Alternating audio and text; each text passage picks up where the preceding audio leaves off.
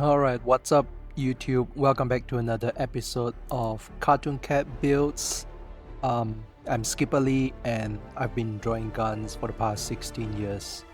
So this is episode number 2 in this Helldivers 2 series, and we're gonna jump straight in with this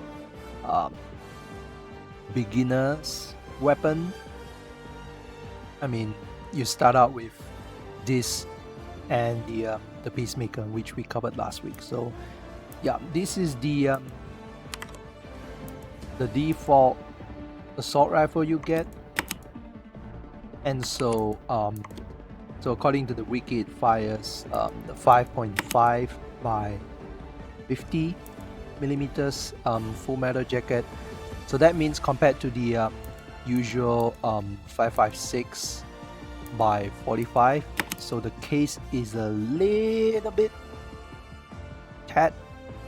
tinier, slimmer, but it is 5 millimeters longer, so that should give more propellant, more space for the propellant, and it should be a little bit more spicy than the usual 5.56. So this is 5.5 by 50 millimeters FMJ, and we have all the parts here we're gonna put together. So we start with the body of the receiver. So this is a bullpup, so the working parts are way behind this the grip. So let's put everything together one by one. And so what I've drawn is pretty much, I try to break it down into how I think the weapon would be built. So it looks like this massive buttstock at the back here is like a separate piece, because in the game it seems to be like made of a different material. So in the game here you see it's like a shinier stainless steel kind of material, and for the buttstock it looks more like a matte black polymer and rubber padding. So we have these parts here. So I like to believe that this is like kind of like a hydraulic or maybe like a cushion, a rubber buffer to kind of help absorb the recoil. And here we have the fixed cheek rest here, and this is the I would say the forestock housing. So this kind of just runs along the side of this. So in the game, as it rotates in 3D, you will see that the front portion of the gun is kind of blocked up by some part like this. So I'd like to think this is somewhat a locking piece that holds the forestock, the top, the upper receiver, and the barrel, the front of the barrel in place at least. So here I have I drew this kind of like an takedown pin where this trigger group kind of locks onto like this. It just kind of locks onto this line like this, and the forestock locks onto like several places, like one of it being here,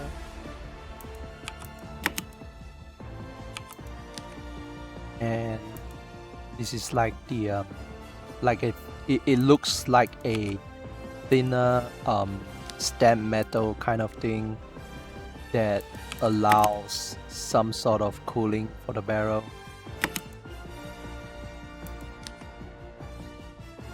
And here we have the side, the left and right side accessory rails.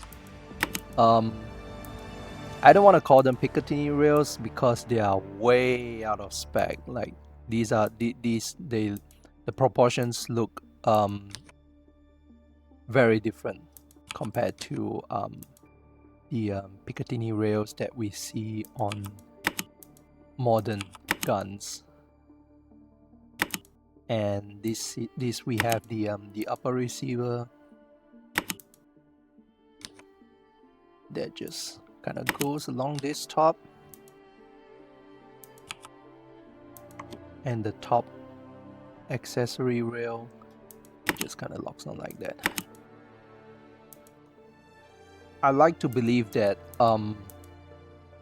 in the Helldivers universe, where it seems that basically you have divers being pretty disposable, that their weapons will be made something like that too. Like this is mass produced. It looks like there's a lot of stampings, so looks pretty mass produced stamp metal, sheet metal kind of thing. And this is like the absolutely long bolt carrier, because hey, these guns supposed to be mass produced. You don't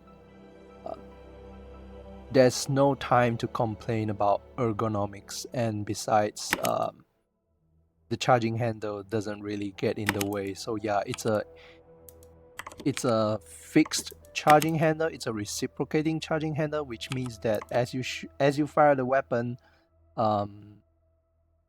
it's gonna bounce front and back and front like this. And you can see like pulling this all the way here, there's enough bolt travel that allows like a new round to feed up the feed ram up the magazine and into the barrel. Speaking of the barrel, yeah, we should do that. So this is like the plate that goes in the front, and we'll just like slide the barrel in first, and then just kind of lock it down with this plate. So this barrel, if you can see the outlines here, like behind these parts, it should go like up until here, somewhere like some more or less so. And then we have this locking piece in the front.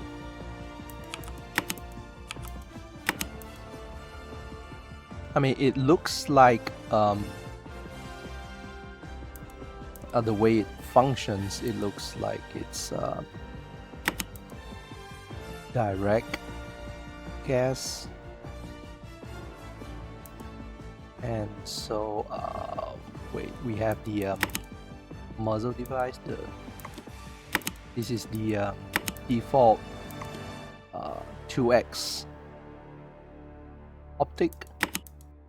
I drew this in two separate pieces, so later on if I want to like draw a different looking kind of scope and use this mount, I can just take it out and swap in a different looking tube.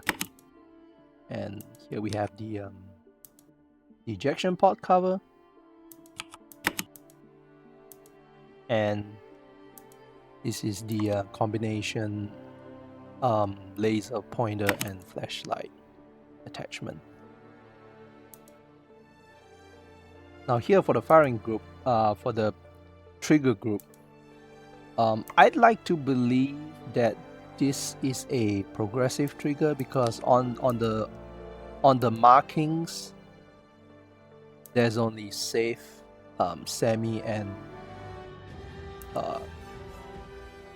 this is three bullets which usually signifies burst, 3-round burst. But in the game, this rifle is capable of full automatic. So I like to believe that if you set the selector to like this, like to burst fire, like if you pull and release like this, it's gonna be a burst. But if you hold it down, if you kind of like just hold it down, and it will go full auto. But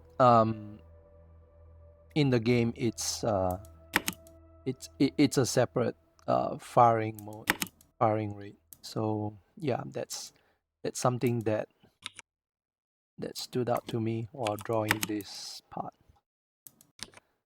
And we have this grip. This part seems to be like a separate part from the trigger housing. So I like to believe that this is kind of like a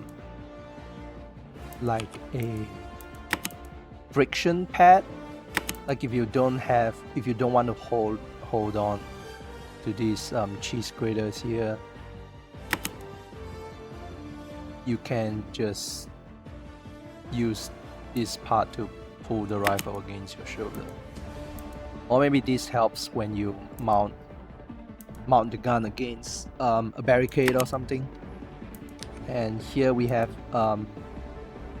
a bridging piece to connect this whole,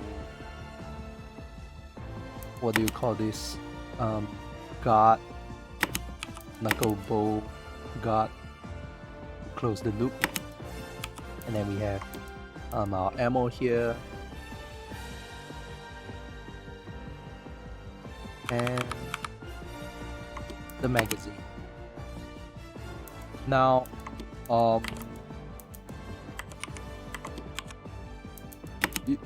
this gun comes with the extended magazine by default, so it seems that it can fit that way. Now I've seen some YouTubers say that this magazine is that it can't hold that many rounds or something like that. But I like to believe that the reason that it can hold more rounds than usual is because of usually when we see bullpups, we see the part that, or basically just firearms in general, we're used to seeing like this portion of the curved magazine that is showing, that's visible outside the magazine well. And we're used to seeing bullpups and conventional guns having this part of the magazine outside the gun. And what we don't see is that most of the guns that we see, they don't have this straight part of the magazine. I think it's called the feed tower. This vertical portion, most guns don't have feed towers as tall as this. So if you consider like if you look at this, the Liberator in general, this barrel is placed pretty high. Like it's pretty high up. And then there's a lot of extra height here between the sight and the barrel as well. And from the barrel to the opening of the magazine well, there's a lot of height difference as well. So that's where the extra capacity comes from.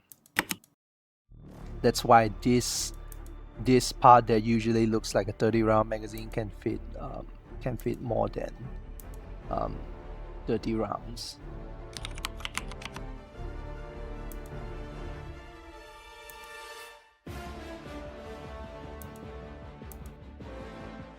So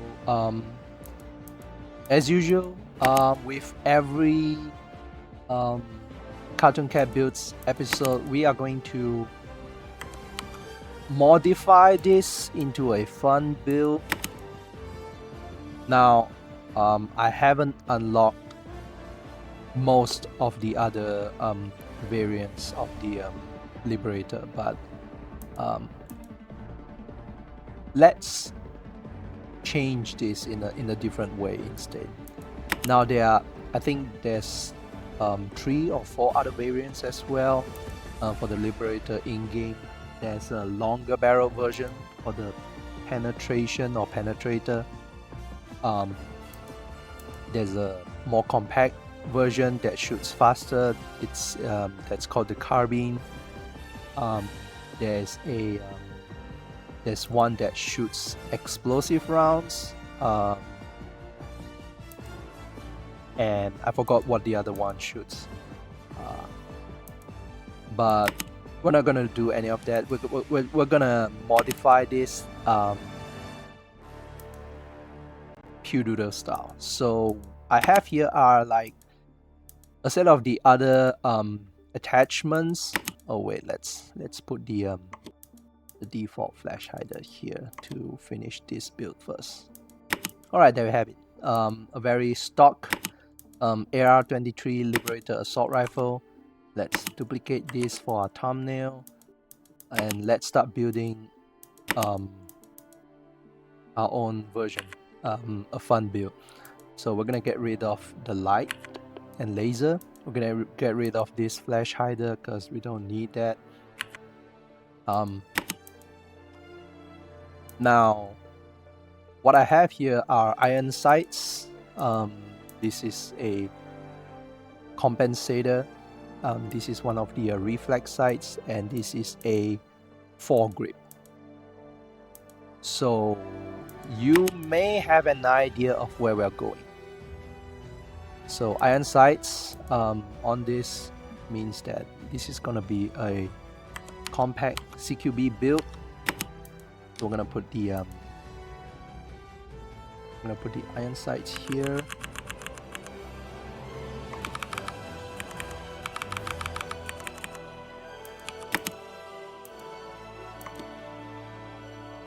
And then we're gonna cut this short,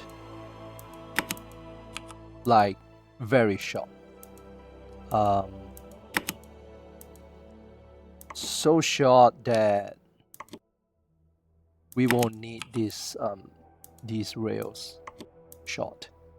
All right, let's get rid of these. Let's get rid of these.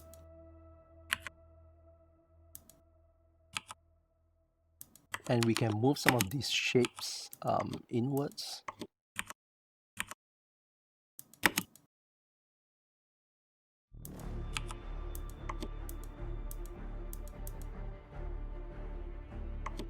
So we'll just move everything inside like this.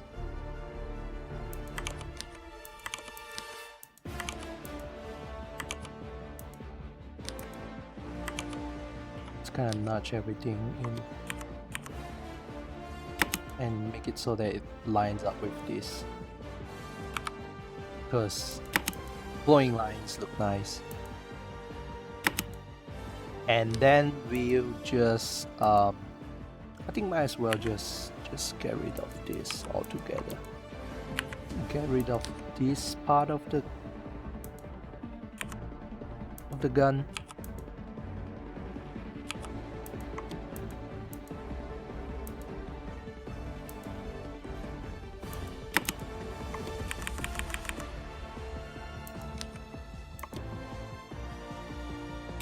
And just move everything like this.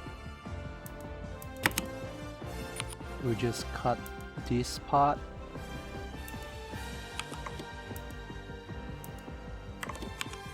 out and then just move everything inside.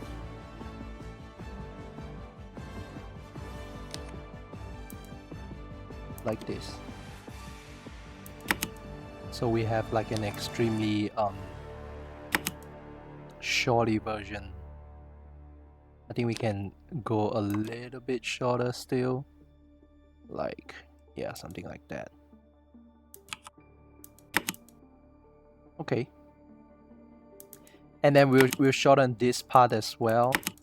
So we'll just move everything back. No problem with this. And just move this locking piece all the way to the back. All the way here.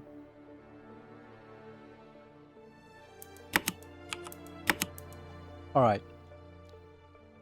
Now we have this, we have to move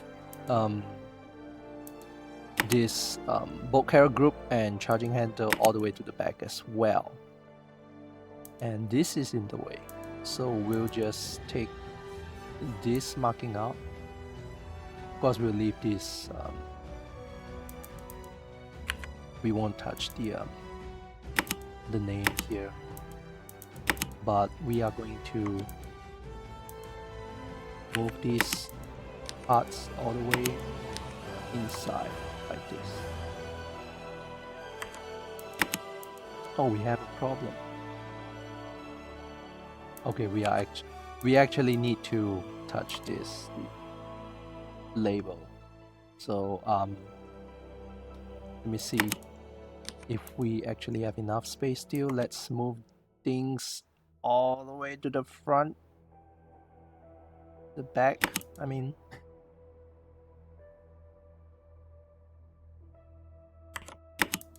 Okay, what we can do here is we can move this part forward and this part backwards. So we kind of compress the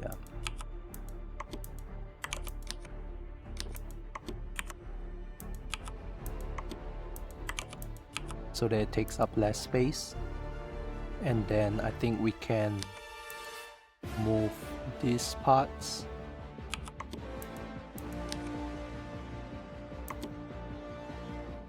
closer here. Yep. And then move everything here like so. So we still have a little bit of space, and of course, let's, since it's a shorter gun, figured it has a shorter name anyway, so like AR-23 Liberator. I think I looked it up in case there's a different meaning, and it appears the word liber in Latin also means free as an adjective. So yeah. So the AR-23 free. We have to, I think we'll just cut the accessory rails here.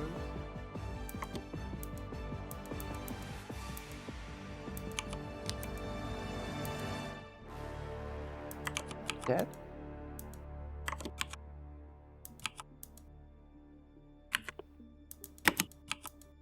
And then let's notch the iron sights. Now, so much for a sight radius. Yeah. And then we'll just move this charging handle and bolt carrier group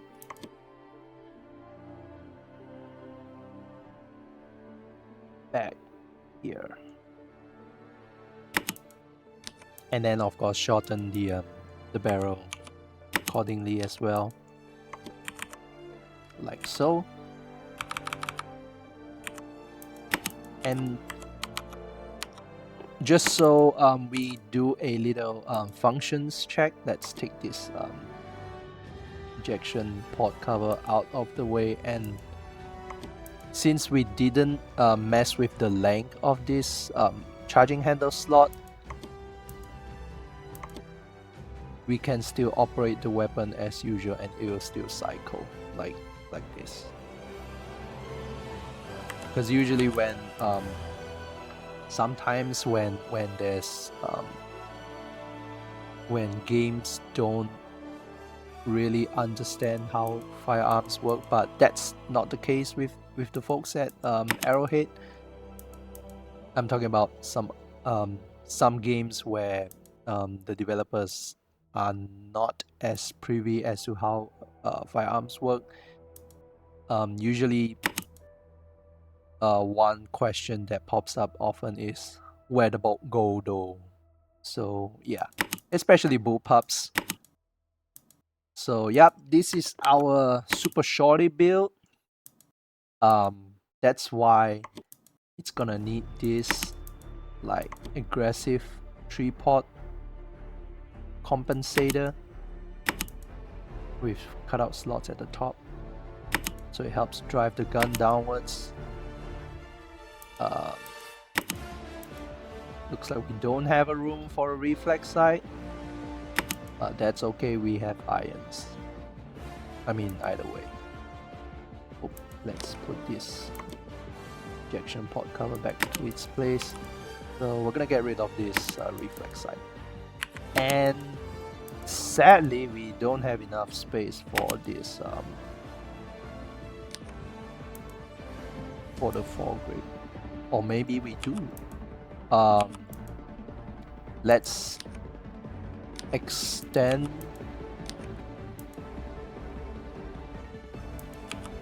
this to the front so that we have like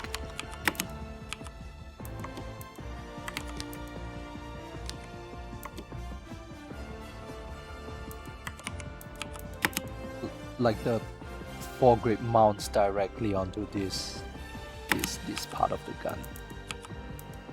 And I don't know, maybe we can do a cutout on this side.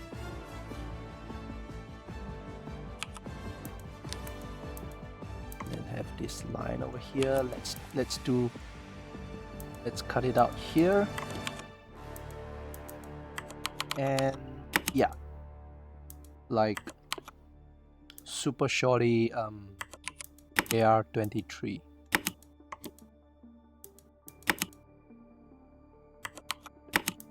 And yeah, there you have it. Hope you guys enjoyed today's build. Let me know in the comments what you would like to see next. It doesn't have to be something that I need to unlock. So let me know what guns you'd like to see me draw next, or if you have a fun combo that you'd like to try out. Just drop in the formula below, like P2 plus AR-23, those kind of mashups. Let me know in the comments below if you like to see more of these builds, weekly builds. Subscribe to the channel, and yeah, thank you for sticking around to the very end, and thank you to these amazing people for supporting me, PewDoodles, on Patreon. Every little bit helps, goes a long way. So thank you guys for supporting PewDoodles, and yep, I'll see you guys on the next video. See ya.